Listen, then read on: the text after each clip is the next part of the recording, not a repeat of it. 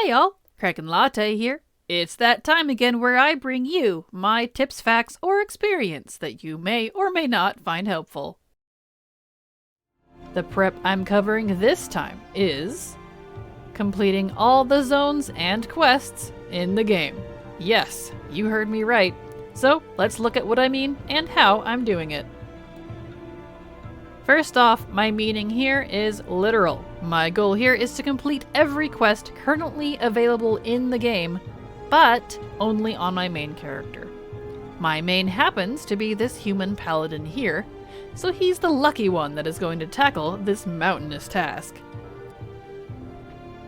Now, if you've seen much of my content before, you'll know that I've already done every zone of the game multiple times. I need like a Queen of Questing title or something, since I've technically completed Lore Master dozens of times. But that's across alts, not my main. So why am I doing this? Are there benefits? Well, I am a completionist and a collector by nature. That is the type of content that brings me joy. I want to feel like my main character here, who is also my main RP character, has truly experienced and completed everything. It goes deeper than that, of course, as there are some major benefits. One of them would be that you will have access to all locked content in the game. Endgame zones often need some progression before you can enter them, so that's taken care of here. And that includes reputation. A lot of zones, both old and new, will grant reputation just from questing. Another benefit would be the transmog, mounts, pets, toys, and titles that come from such activities. A lot of zone achievements also happen naturally just from completing all the quests there. Did I say achievements? I did. I'm including achievements in this task too. And that means rares and treasures are also a part of this. Killing all the rares and looting all the treasures within a zone usually gives an achievement or two. Does this include endgame zone quests, rares, treasures, and achievements too? Yep. Endgame zones like Isle of Thunder, Timeless Isle, Argus, Nazjatar, Mechagon, Korthia, Zareth Mortis, and much more all have this type of content, and I am including them in this goal.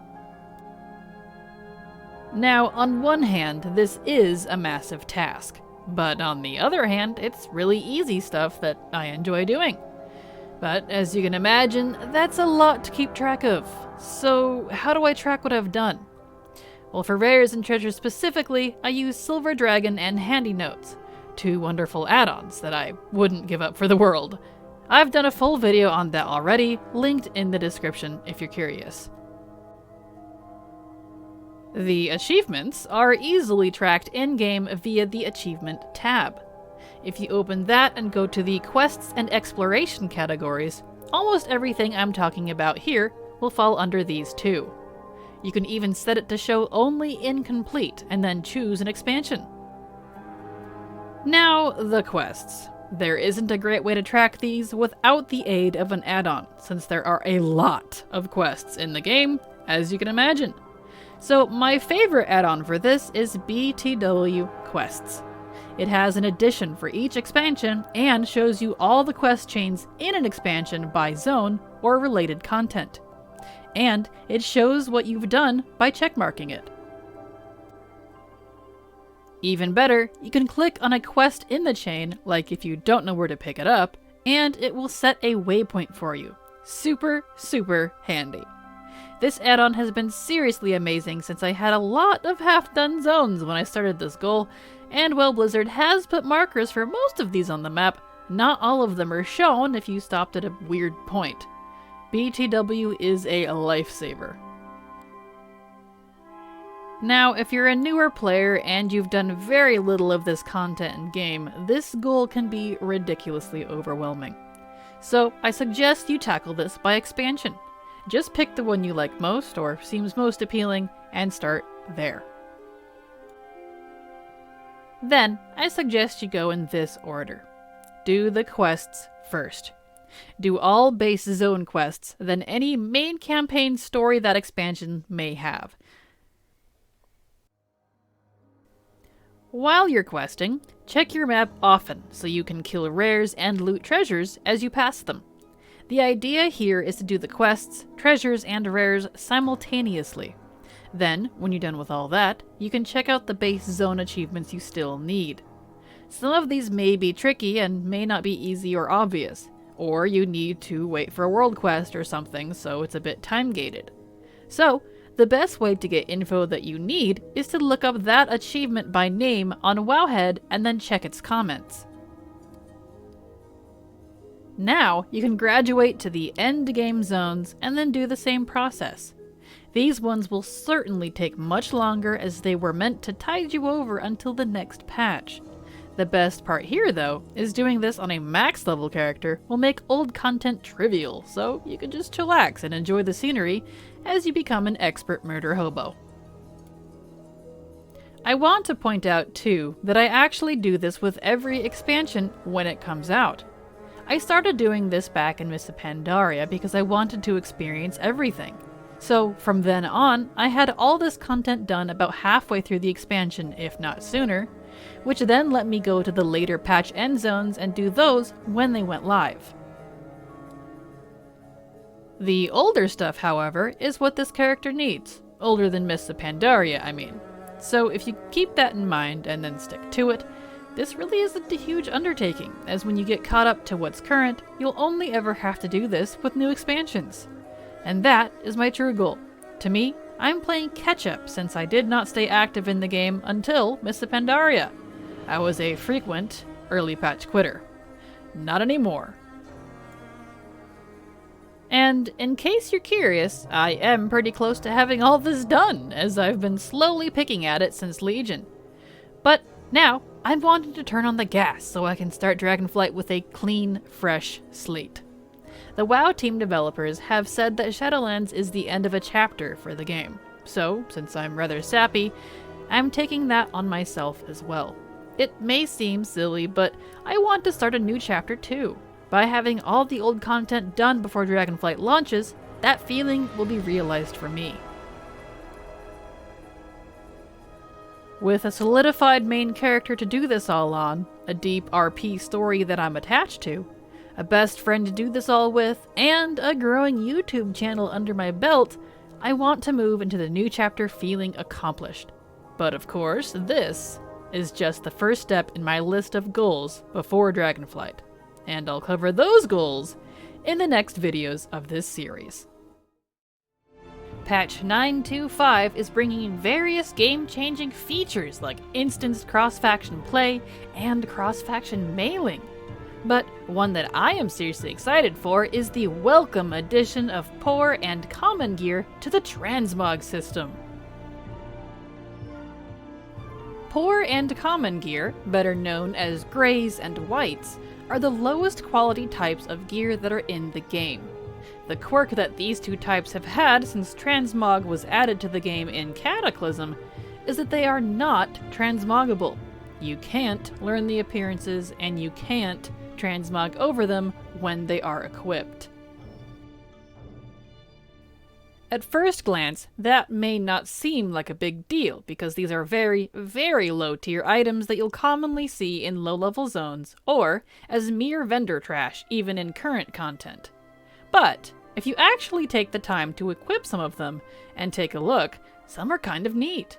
And while they aren't usually as flashy as the uncommon or higher quality gear, they have some nice looks, and not everyone wants to be flashy and fancy.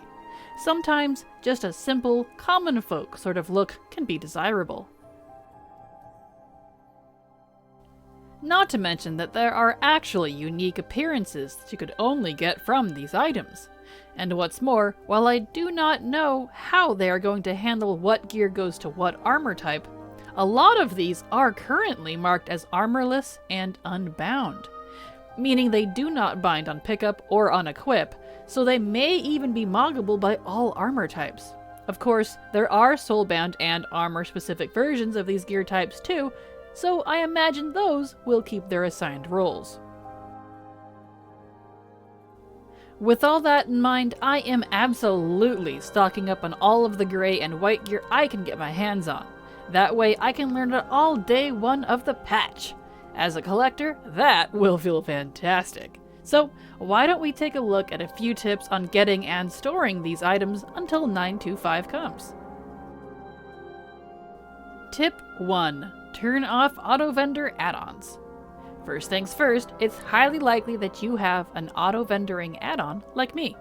There are many out there, and many have the same feature of automatically vendoring gray quality, or even white quality, items every time you speak to a vendor NPC. This does include gear. If you're wanting to stock up like me, I highly suggest that you turn these off so you don't miss anything unique. In my case, I just use the Auto Vendor Grays option that comes with LVUI. To turn this off, open LVUI, go to the Bags tab, then to the Vendor Grays tab, and disable it. Now, I know this is kind of a pain because your bags will begin to fill up rather quickly if you loot everything like a good little hero. So if you don't want to turn it off but still want to save these, you can just make sure to visit your bank or guild bank to store these before speaking to a vendor. But that could be risky, so be careful. Tip 2. Store them safely. Of course, these items have to be held somewhere physically, as they cannot simply be learned until the patch comes. And that is going to add up quick. Look, my poor guild bank is already suffering and becoming atrocious because of it, so I've got to deal with this better. While I do recommend a personal guild bank for situations like this, it does have limited space, so here's what I'm going to do. I'm going to assign specific alts to become transmog holders. Each alt can have a personal bank, no matter what level they are, that can be equipped with the largest slot bags you can buy. And unless you collect stuff on all of your alts, it's possible that this space is already clear and open.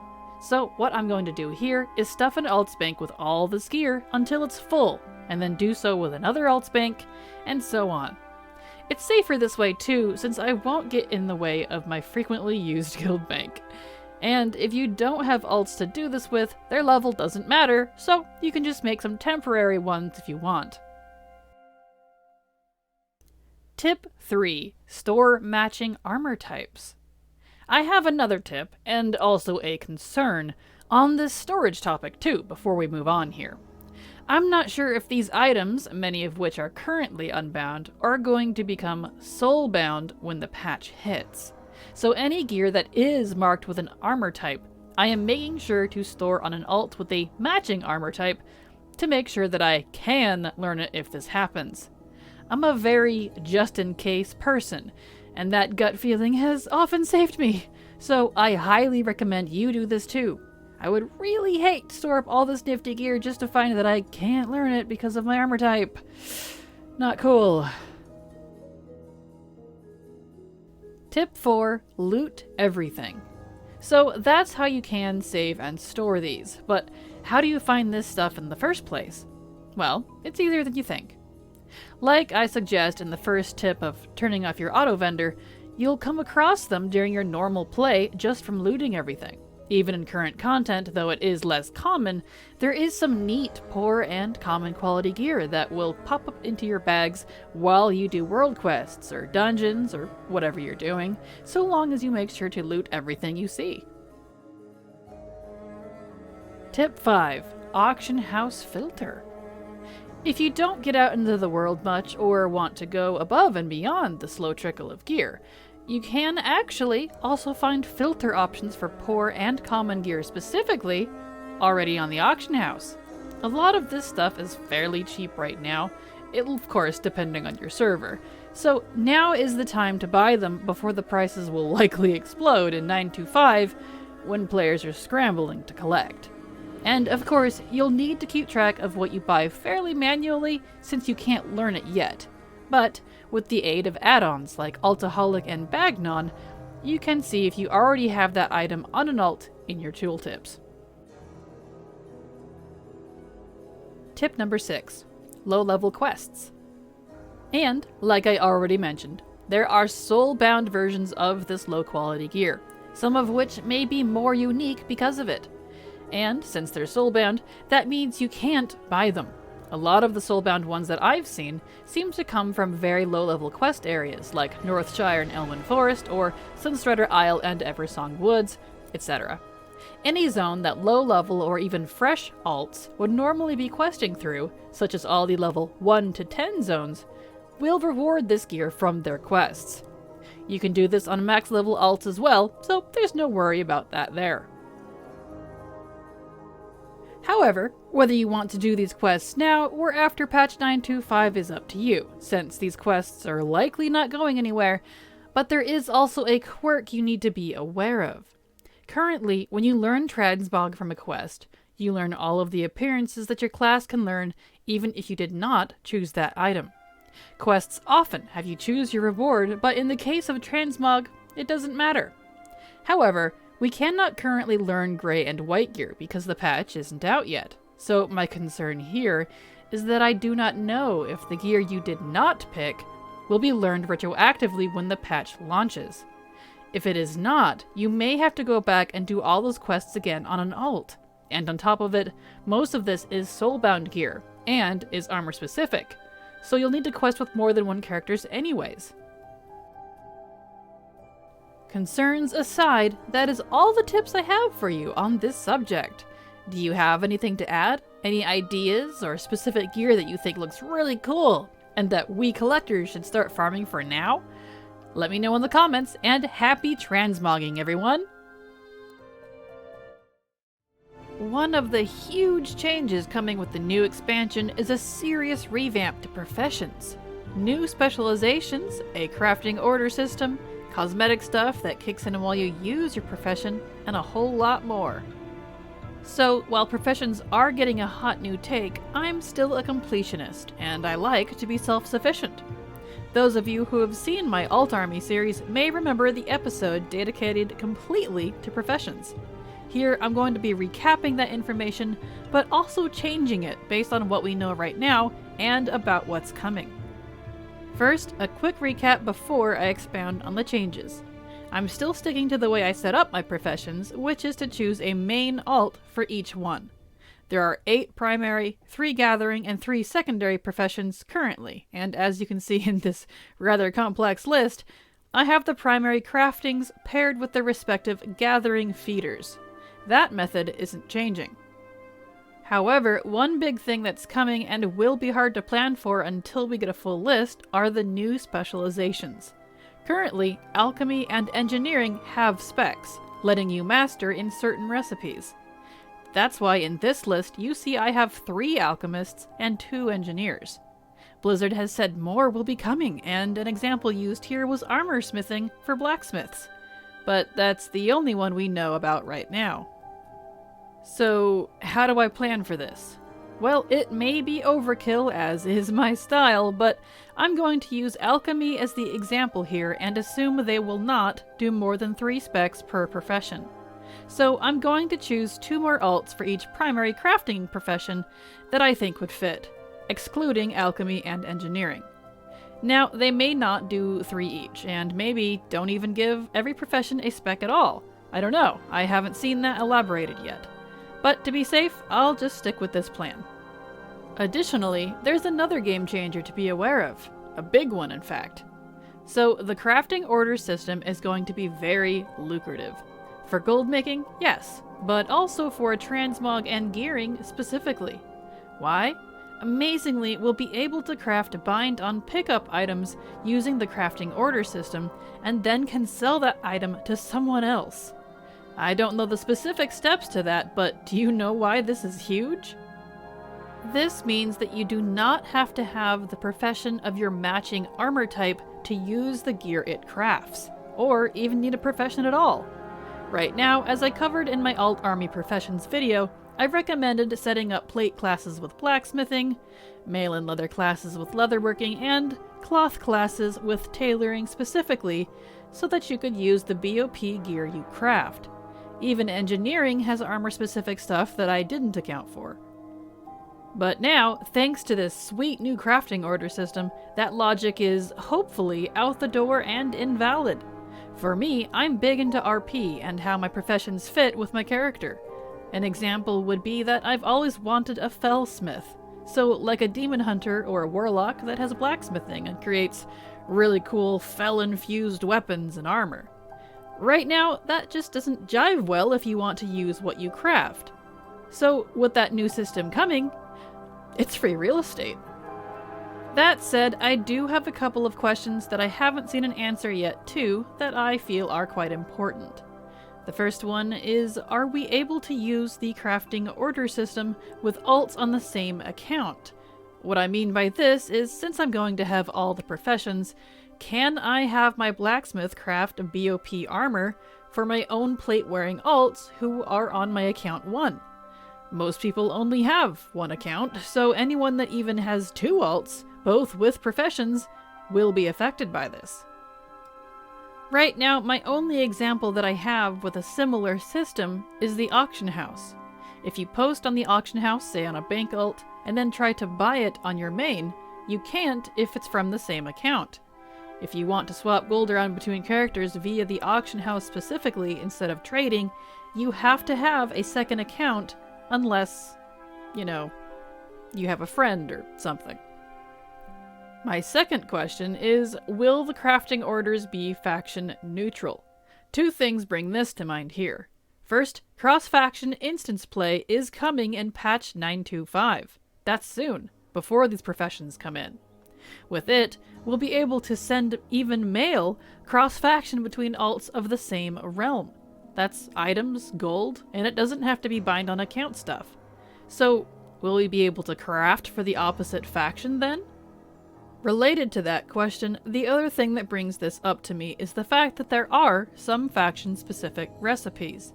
So if I want all those recipes, I have to have professions on both factions. So yes, I do have fully equipped alts on both factions, so my entire list that I showed you earlier is ×2, technically.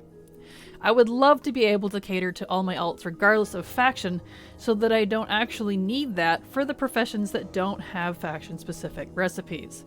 So like if I just wanted 1 inscriptionist, 1 scribe, and not 2, I could if that scribe can provide items for the opposite faction. That's what I'm hoping for. Granted, this logic only applies to the BOP items, as we will be able to mail cross-faction like I just mentioned, so long as you're on the same server. But I hope you get my thinking at least. This would be really nice not to have a hurdle to jump through if the crafting order system is faction-specific. So, concerns aside, I'm choosing 2 more alts for each profession, excluding alchemy and engineering, who I think would be a good fit, and I am tossing out that old matching armor type rule. So, any alt is game. That adds a whole bunch of alts who will be holding professions. Oh, and like before, any non-main profession alts will have a mix of gathering, engineering, and enchanting. That part's not changing. The only thing I haven't quite yet decided on for this list is if I'm going to include both factions in this, because we will be able to mail stuff cross-faction. The only thing we would not be able to trade between each other is the BOP stuff if the crafting order system is not faction neutral. So, which, while I am concerned about that, I haven't quite decided if I want to include both factions in this and just merge my whole list, or if I want to double up. Because that means I wouldn't be adding 2 more characters per profession, it would be 4 if I'm doubling up, and you can see where that becomes a little hectic after a while. A little bit overkill even for me, so I have to think on that. And of course, I'm not just choosing the worthy alts here, I'm going to level their professions as well. That said, I am going to wait like another month or 2, maybe 3 at the most, to see if we get a spec list. But ultimately, if they just haven't announced that list by the time we get a date for pre-patch, I'm just going to pull the trigger and level all the professions. Anyways, I'm sure it'll benefit me somehow even if I'm wrong. I mean, what's the harm in having another few blacksmiths and scribes and such, right?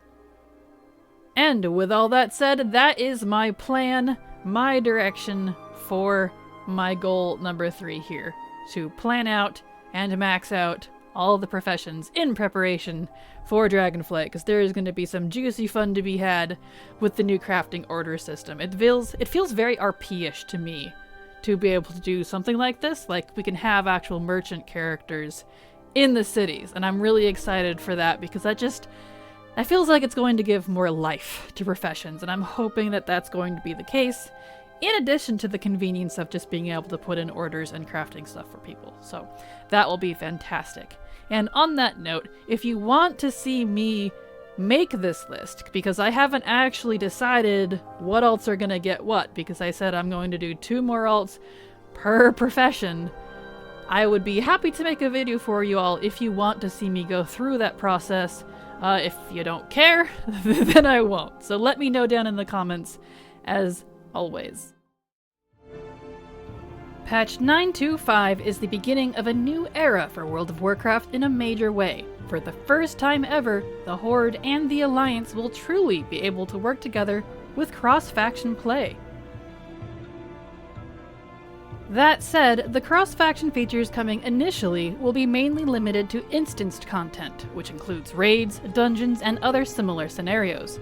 Cross-faction is not yet a thing for guilds or for open-world play, though you will be able to make cross-faction communities and group up with cross-faction before entering your instances. All that is seriously exciting, but as you may know, I retired from competitive content, so it doesn't affect me directly too much. That doesn't mean I'm not excited for the future of cross-faction, though. You know more will be coming. There is one thing out of all of this that deeply affects me, though, despite how seemingly small it is. Cross-faction mailing. That's right, you'll be able to mail any items that are not BOP, from gold to mats to BOEs, to your alts of both factions, so long as they're on the same server. Why is this so important? I no longer have to keep gold and loot so separate. I can just have one giant pool of stuff. Horde alts need gliders from my Alliance guild bank? Mail it! Alliance needs gold from my Horde alts? Mail it!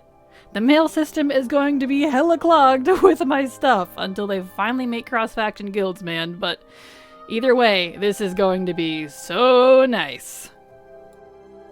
Now, this is server restricted, of course, and if you've seen my past videos, I have pointed out that I have my Horde and Alliance characters on 2 separate servers because, well, there was really no point in having them all in one. They couldn't share loot outside of buying on-account items or taking a gold loss from the auction house method.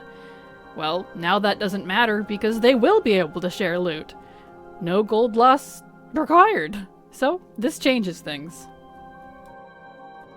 As you may have seen in other videos, I've previously had all of my Alliance alts on Moonguard and all of my Horde alts on Wyrmrest Accord.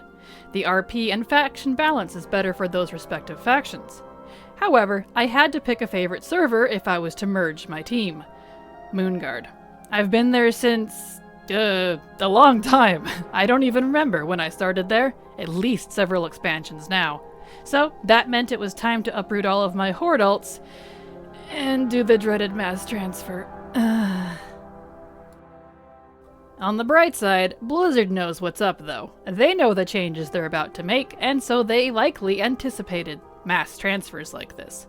So they've recently made new bundle packs of transfers that you can buy, which will save you a lot of money compared to the ungodly $25 for one. You can still buy the single transfer for that same price, but you can buy them in packs now, which, huzzah, is so nice. Where was this like 5 years ago? Anyway, yes, I did pay with real money, but my bestie Canary helped me out with it too, as a birthday gift. She's the best. You could do this with gold too, since you can buy gold and transfer that into Blizzard bucks on their account. But good grief, I have way too many Horde alts for that. I would be here till 3 Christmases from now gold farming. And yes, I know I blew a lot of money here, and this is certainly not something you all have to do if you have a lot like I do. But I am also strongly anticipating cross-faction guilds in the future, maybe even in Dragonflight. I mean, that's kind of the next step from here, right? And that's really all I want out of this. All of my alts in one guild. So I see this as a long-term investment because I'm not ever quitting this game. Either it dies or I do. However morbid that sounds. And I'm sure you've noticed I've been speaking in the past tense. Yes, I am actually already done with this goal. Woo! But I wanted to share it with you anyway, since it is a very big change, and it was a goal I wanted to get done before Dragonflight launches. Because from now on, anytime I talk about alts and servers in another video, I will be recommending you put them all in the same realm. All of my reasons for telling you to keep them separate before doesn't matter. There's no reason not to now that golden items will be cross-faction mailable, which to me is a serious game changer. And we don't know what the future of cross-faction is going to be. Maybe we will be able to play with Horde and Alliance in the open world zones one day. You know, together, with quests and stuff. So all the more reason you're going to want to have those characters all in the same realm. So I'm thinking future terms here. I want to be prepared.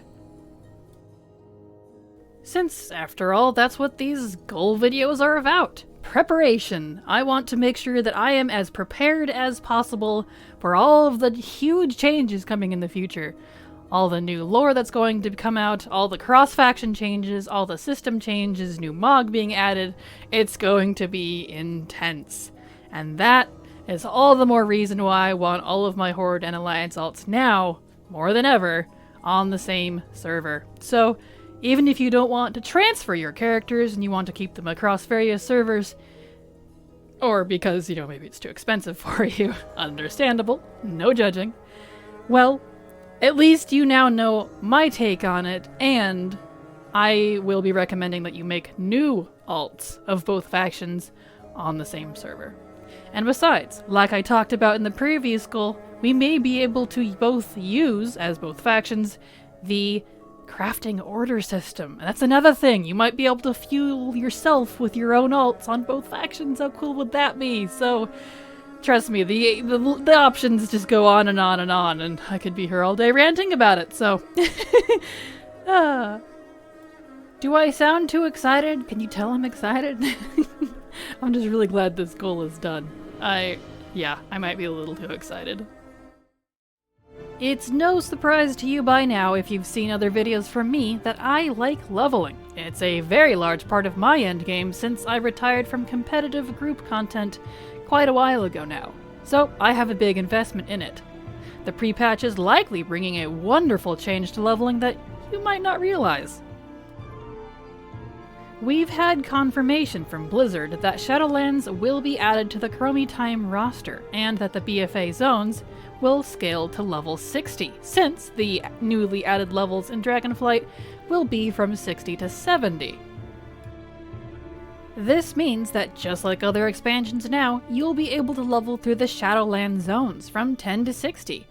That is assuming it doesn't get the same cruel treatment that the 5 zones added back in Cataclysm had received, and be restricted to a super small level range. I'm looking at you, Blizzard. I'm not salty, you are. Alright, I'm a little salty, but hey, salted caramel lattes are pretty delicious, right? With that in mind, this also means we will be able to level through the 50 to 60 bracket in any old content zones, since that range is being lumped in with the Chromie Time stuff. No more needing to grind your level 50 plus alts through just Shadowlands. Woohoo! Now you can pick your favorite zones instead, since everything will now scale to level 60 with Chromie Time on. If you happen to be a fan of the channel, you know what this means. New leveling guide! Yay! Of course, I have to do testing for it first, and I can't do that until these changes go into effect, which that'll be a while. But I am aiming to have that guide done by launch, since I won't need to do nearly the amount of testing I did last time. Theoretically.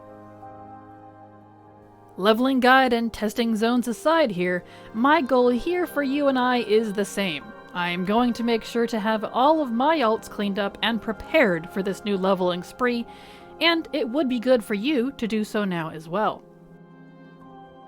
Plus, in case you missed the news, the Priest, Rogue, and Mage classes are being unlocked for all races in the game, so that means there will be 8 new class race combos that you can create.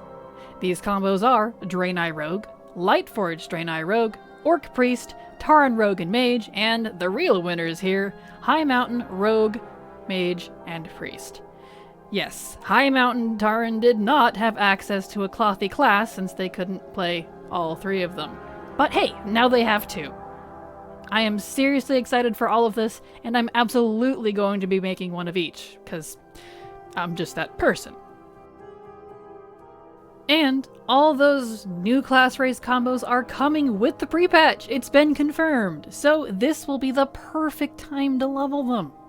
And it's highly likely that the Drakthir, with their new special evoker class, will become available during pre-patch for those with the pre-orders, just like they have in past expansions with new classes and races and so on. So again, another good reason to level during pre-patch.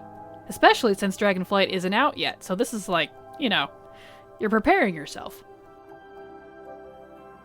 How I'm preparing these alts is simple. I'm cleaning up bags and banks if needed, making sure they all have heirlooms since those do scale to level 60 if you've upgraded them, and making sure that they have utility items in their bags like gliders, health potions, deep home potions, and so on. That way I'm prepared for whatever comes at me. The fresh alts being made during pre-patch will get the same treatment, including the regular stuff for new characters, like making sure they have really big bags, the 30 slots are my favorite, and are added to my personal guild. That also means now is actually the best time to claim names for the new class race combos and the Drakthir characters you want to make, since you can't make them yet.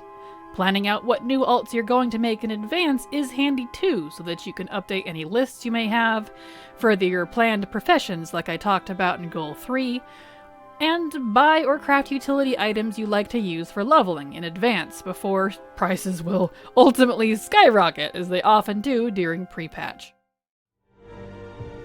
Since this is goal number 6 on my list, you can imagine that now we're getting into the may or may not get to activities. This goal, as the video title suggests, is the gold farming aspect. As a collector, I'm no stranger to gold sinks. Gold sinks meaning very expensive collectibles like mounts, pets, toys, and so on. Shadowlands didn't seem to have any major gold sinks, but it's not uncommon for those to appear every other expansion, with Legion and BFA being the back-to-back exception. Right now, we as players are actually in a very good position to farm some easy gold. Folks have been asking me to do more raid and dungeon raw gold videos, but frankly, with the level squish back in 9.0, Legion and BFA instances, which would be the next farms, likely won't be comfortably farmable until late Dragonflight. I mean, you can do some things right now, but I'm talking about all difficulties for all instances and regardless of gear. But I did say we're in a good position right now, though, didn't I? So, what do we have? Well, remember how I made a lot of gold by spamming 2,000 gold emissaries in BFA? We have something similar here in Shadowlands. Covenant Callings. The beauty of Callings is that unlike the gold emissaries, which were somewhat rare, Callings are up every day. And in case you didn't know, they each reward an average of 2,000 gold worth of trash items. Every time. And you don't need silly requirements for alts other than access to your Covenant after the little introduction to do these. This is where an alt army will truly shine. There are also the Covenant mission tables that a lot of folks say are great ways to make gold as well. Personally, I don't like mission table stuff, and I have plenty of other things to spend anima on, trust me. But I thought I'd mention that these are reported to be a good source of gold in case you're interested in that type of gameplay. Back on the Callings though, my plan here for gold is that when I finish the other goals I've talked about in this series, and if there's still time before pre-patch, I'm going to spam these Callings on all my alts to build up gold for any gold sinks that I still need, like the frogs from Nazmir, for example, which are very expensive, and then save up gold for future gold sinks that will likely come in Dragonflight. Can you imagine what the next big gold sink might be? A giant dragon with a barber shop or even a whopping 6-seater mount? That would be pretty cool. To make these callings as easy as possible when I get to them in the future, I've had all my alts join the Night Fae Covenant for a few reasons. The first one being, the Covenant Sanctum itself is in the middle of the Ardenweald zone, so it's easy to get to if I'm flying manually or have to take a flight point. 2. The NPCs that offer the callings, I feel, are the easiest to find in this Covenant, as they're all very close to each other and not on varying floors aside from outside and the flight point, although, I mean, it's still really close to each other. The Kyrian are similar in this way too, but the Sanctum location for the Kyrian is a pain, so Night Fae it is. And number 3, the Night Fae ability Soul Shape, which was a very easy sell for me, is really handy for speeding up any class, especially the slow ones, like Warlock or Death Knight. And you're adorable, so, I mean, that factors in, right? In addition to making all of my alts Night Fae, I've given all of the alts that are not main profession crafters engineering, so that they can get around the Shadowlands zones far easier to do the callings and possibly avoid long flight points. Plus, to go with the Night Fae choice even more, the engineering portal puts you very close to the Night Fae Sanctum, only literally a few seconds away. Unlike all 3 other covenants. Location, location, location. It's a big player in this one. There isn't too much to this goal beyond that, because it's pretty simple. But this is one of my goals that I would like to get to if I get time before pre-patch. Which I might, considering I've been making fantastic progress. The very last thing on my list is actually rather simple, but with the amount of alts I have, it's very time-consuming. I have all my alts, and lots of information about them tracked in a Google Docs sheet. For me, it's a fantastic way to keep up on any information about my vast army that I need without needing to hunt and peck through several accounts. A large part of that information is this colored section on the right here that details what content each alt has unlocked. Things like having Korthia open, or the one-time archaeology gold quest that comes around once every 6 months or whatever it is. I even have marked what alts are farming the Encourage rep and items for old class sets. However, I've not actually gone through each alt and marked what they do and don't have, yet. It's a rather daunting task, and one I've been really procrastinating on because reasons. It's a long process, okay? My goal here is, if I finish all 6 other goals and pre-patch isn't here yet, is, well, to do just that. Go through all my alts on all my accounts, and catalog their status. Ugh, that's a lot. To me, knowing what alt has access to what content can be very useful for farming things or even making videos. Like, I can't make a guide on how to unlock your Legion class hall if all of them have done it, right? Well, one of these alts I have likely hasn't done it yet, and rather than spending hours hunting through them, I can just look at the sheets here. Well, if I had that data. My advice to you here, for those of you who are looking into managing an alt army, would be to make a list like this for yourself, and then put this information in as it happens during your gameplay. I already had this army before I switched to Google Docs for tracking, since I used to use Discord, so I'm out of luck on my existing alts. If you happen to want my setup for alt tracking, the link to the public version of the sheets is in the description below. I do recommend you watch the tutorial video linked on the first welcome page, so that you know what everything is. In addition to that, I want to actually complete and open almost everything in these columns on my first account alts. Those are the ones I treat as mains. I'm certainly not doing that for my other accounts, but having access to everything all on my main account alts will feel great for me. Ironically, this part feels a lot less daunting than making the list by going through each alt and cataloging what they have. Yeah, that's the not fun part. And with that, I think that concludes my goals for Dragonflight. I know this is a lot to chew off, but I'm making great progress, and I'm really excited to get it all done. I'm feeling pretty good about everything so far. Pre-patch is my cutoff date, though, because from then on, I'll be working only on new things, like the leveling guide. So we'll see if I make it in time. Good luck to everyone and your goals as well. And there we have it. If you think I've missed information, or you want to request I do a specific guide, let me know in the comments below. Even if I don't answer you, I just might add your idea to my list. As always, thank you so much for watching, and remember, it's never too latte.